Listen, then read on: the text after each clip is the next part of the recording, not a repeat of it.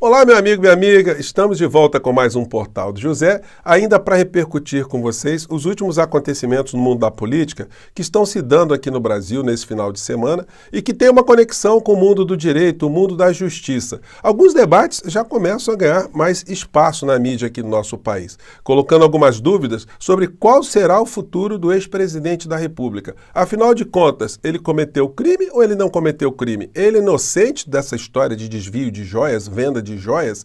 Ele pode escapar dessa situação como ele, por enquanto, conseguiu escapar durante a gestão do senhor Augusto Aras, dos crimes que cometeu contra o povo brasileiro durante a pandemia? Pois bem, vou jogar aqui algumas informações para vocês e vou mostrar que a forma de defesa do ex-presidente da República pode ser absolutamente destroçada, né? Ela não tem nem pé nem cabeça. Bom, mas isso a gente vai conversar aqui ao longo do nosso papo. Antes de mais nada, eu quero convidar você que está chegando nesse instante ao nosso portal para que você, se não conhece, não está inscrito, se inscreva aqui conosco, você que é muito bem-vindo, muito bem-vinda. Conheça também os nossos outros vídeos, compartilhe se você achar bacana, é uma forma da gente ficar mais conhecido e mais pessoas virem participar aqui do nosso portal. Não esqueça de dar o seu comentário e o seu joinha. Lembrando que todos os dias eu abro um chat aqui para bater um papo ao vivo com vocês, normalmente entre 5 horas e 5 e meia. Às vezes eu atraso um pouquinho, como no dia de hoje, mas estou aqui sempre com vocês. E se puder, se inscreva também no nosso clube de membros, que é uma forma adicional de você fortalecer, você prestigiar o seu canal predileto, o seu portal predileto, tá bom? Gente, é muito difícil defender algumas pessoas no mundo inteiro, quando essas pessoas erram, essas pessoas cometem crimes. Agora, é muito mais difícil defender um criminoso quando ele não tem caráter, quando ele mente, quando ele é dissimulado, quando ele quer enganar as pessoas. Aí a defesa dessa criatura fica absolutamente impossível. E esse é o caso do ex-presidente da República. Eu tenho visto aí no mundo jurídico muita gente tentando fazer um malabarismo, um esforço descomunal para transformar uma pedra em água, ou para transformar vinho em água, mas isso são coisas que estão no campo do milagre, e milagre não acontece diante do direito posto, do processo que está ali, dos crimes materializados. Na história do nosso país, a gente tem uma situação muito interessante, né?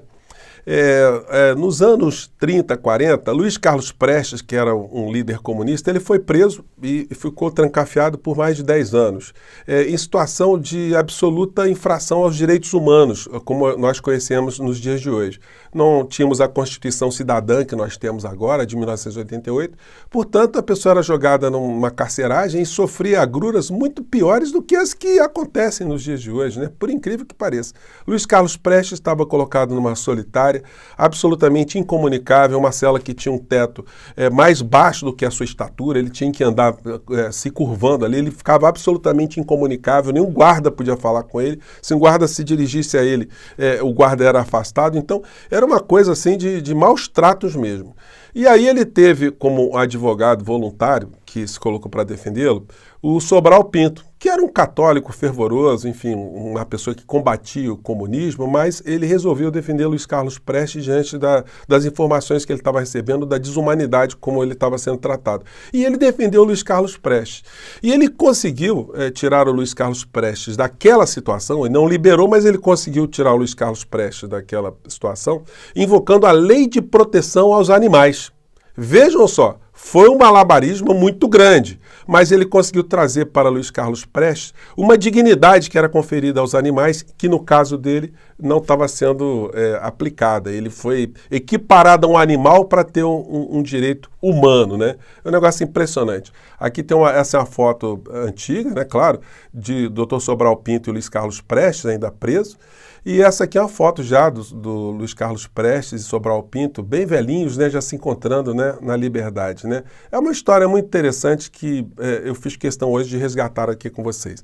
E eu fiz questão de resgatar porque mais cedo eu mostrei para vocês uma postagem do Carluxo, né? Aliás, ele está num desespero total e não diz coisa com coisa, né? À toa que muitas pessoas apelidam Carluxo de Tonho da Lua, que é um personagem que tinha na novela muito tempo atrás, né? Que não concatenava coisa com coisa, mas era uma pessoa de bom coração, né? Da trama aí. E aí o Carluxo publicou isso aqui que eu quero repercutir com vocês. Vamos lá. Que rege a questão dos presentes, que é uma lei do governo Collor e um decreto do governo Fernando Henrique, Olha só um detalhe, tá? Não tá dando para vocês verem, talvez, mas em cima tem a cara da Natuza Neri e o advogado de Bolsonaro que estava dando uma entrevista lá para o programa. No texto a gente pode ler: a advogada do presidente Bolsonaro humilha militantes da Globo News. Olha, ele humilhou, hein? Será? Mais uma narrativa caiu. Qual será a próxima? Então o advogado está aqui dizendo, né, que o Bolsonaro não cometeu crime. Mas será? Vamos lá. São expressas no sentido de que, uma vez dirigidos ao acervo privado de interesse público da presidência, o presidente da República tem a faculdade de vendê-los. Inclusive, é garantido o direito de herança sobre esses bens. Então, eu não tenho... Gente, é um negócio curioso. Vou fazer uma pergunta para vocês. Um ladrão, se ele assalta uma pessoa, tira os bens dessa pessoa, se ele pega algum bem de um prédio público, ele pode vender essas coisas livremente, ele pode, inclusive, colocar isso na herança dele, pode colocar no testamento para transferir o que ele roubou. Bom, essa é a linha aqui que o colega está utilizando, né? Mas vamos seguir aqui. De fato, você é até muito contundente no que eu vou dizer agora.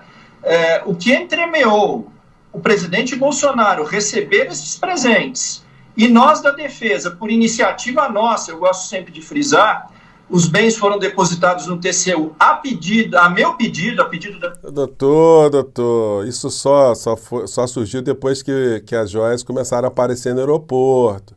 Depois que o crime ficou materializado, né? Mas tudo bem, né? Vamos julgar aqui que tudo aconteceu no lampejo de consciência. Os bens estavam subtraídos, tinham sido roubados, ninguém sabia, e de repente a defesa do Bolsonaro falou: quer saber de uma coisa, presidente? Devolva esses bens que ninguém está sabendo, que ninguém viu que foram roubados, né? Não foi bem assim, né, doutor? Mas vamos seguir aqui. A defesa... O que entremeou este período estava absolutamente dentro da lei. Se vocês forem pegar aqui, por exemplo, o decreto que rege a lei, eu não gosto muito de ficar lendo lei em entrevista, mas vale a pena você... Eu vou ler, doutor.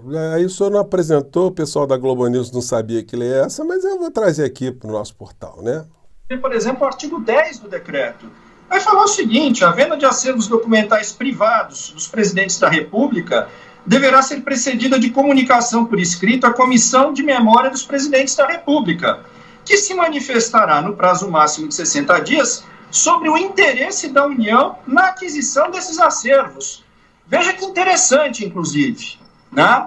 O titular da pasta, o presidente da República, se decide vender um dos bens do seu acervo privado de interesse público, ele deve oferecer, primeiro, dar o direito de preferência à União. E a União, caso entenda que tem interesse histórico naquele bem, ela tem que pagar, ela tem que remunerar o ex-presidente da República. O que... É um negócio sensacional, gente. Então, quer dizer, de fato, se um ladrão te assalta e leva as coisas para casa dele, aquilo fica incorporado ao acervo privado do ladrão. E uma vez incorporado ao acervo privado do ladrão, se ninguém sabe que a mercadoria é roubada, ele consegue vender, né? Mas nós estamos lidando com algo que está previsto na lei. E a lei que eu já comentei com vocês, eu tive que falar sobre uma advogada que apareceu na CNN, é essa aqui, né? Que o doutor está se utilizando. Doutor, olha, não precisa ser advogado não, né? Para entender isso aqui, ó. A lei é número 8.394, de 30 de dezembro de 91. Essa lei dispõe sobre a preservação, organização e proteção dos acervos documentais privados dos presidentes da República e da outras providências. De fato, aqui no artigo 3º está escrito: os acervos documentais privados dos presidentes da República. Acervos documentais. O que é um documento, doutor? Rolex é documento? Diamante é documento? Patek Philippe é documento? Ouro é documento? Coqueirinhos preciosos, esculturas preciosas são documentos? Pois bem, artigo 3º. Os acervos documentais privados dos presidentes da República integram patrimônio cultural brasileiro e são declarados de interesse público para fins da aplicação do artigo 1º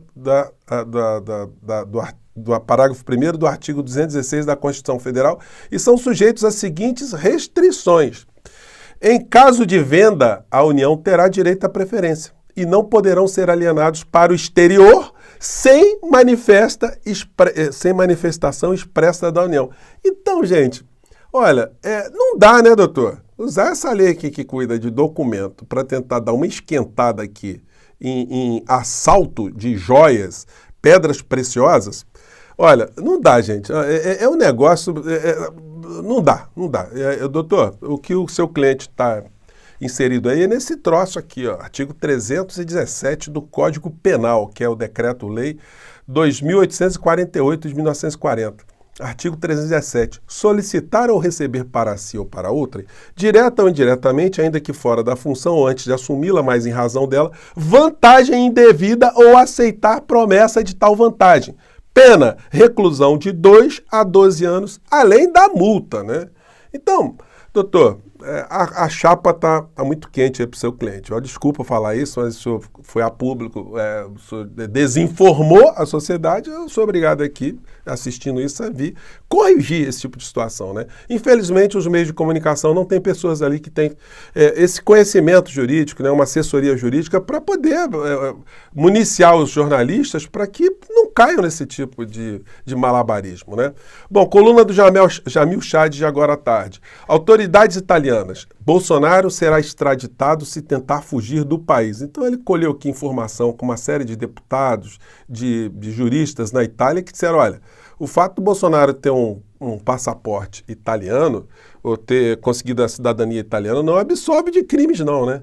Então, se ele vier para cá, nós vamos pegá-lo e vamos devolvê-lo para o Brasil. E ele vai para a cadeia se ele voltar para o Brasil nessas circunstâncias. Gente, isso tudo que eu estou dizendo para vocês, não sou eu que estou inventando. Um dos advogados de Bolsonaro resgatou o relógio roubado, no português claro, e trouxe para entregar para a Fazenda Pública. Vocês querem mais comprovação do que esse tipo de situação? Bom, não adianta o Bolsonaro dizer que o Cid tinha autonomia, porque isso só complica a situação do Bolsonaro. O Bolsonaro diz que Cid tinha autonomia, advogado muda a versão sobre confissão.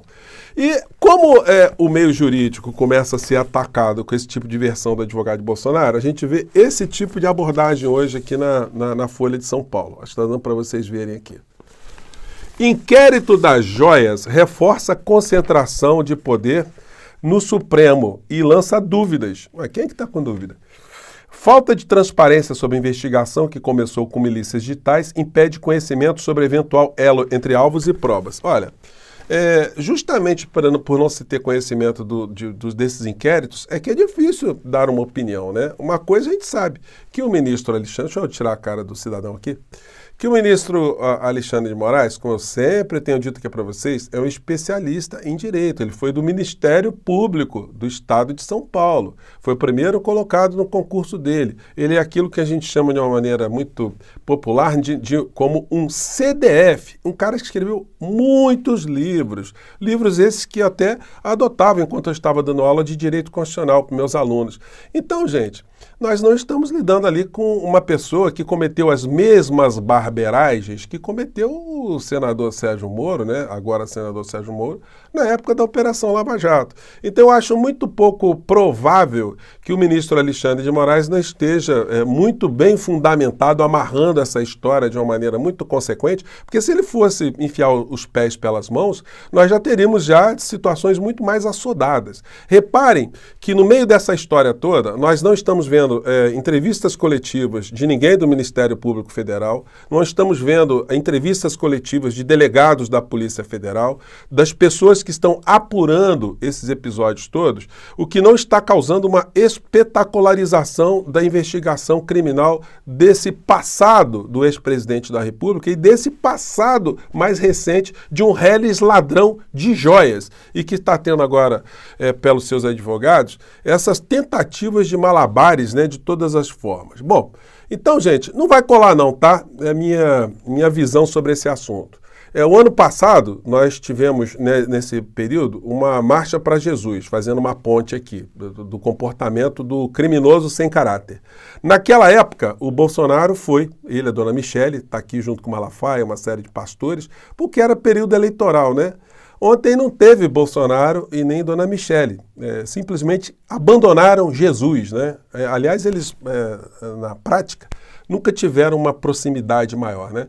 E tivemos apenas a figura do seu líder espiritual, constitucional, político, o senhor Malafaia, fazendo um discurso ali absolutamente virulento, desesperado, e a única coisa que ele não falou na Marcha para Jesus foi em Jesus. Ele falou ali do processo do Bolsonaro, do Alexandre de Moraes, ele está com uma paranoia muito grande.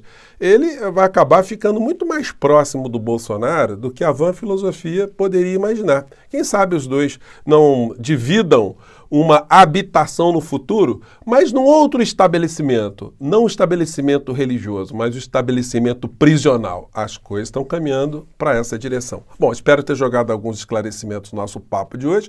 Eu fico por aqui, um grande abraço e até o nosso próximo encontro. Tchau!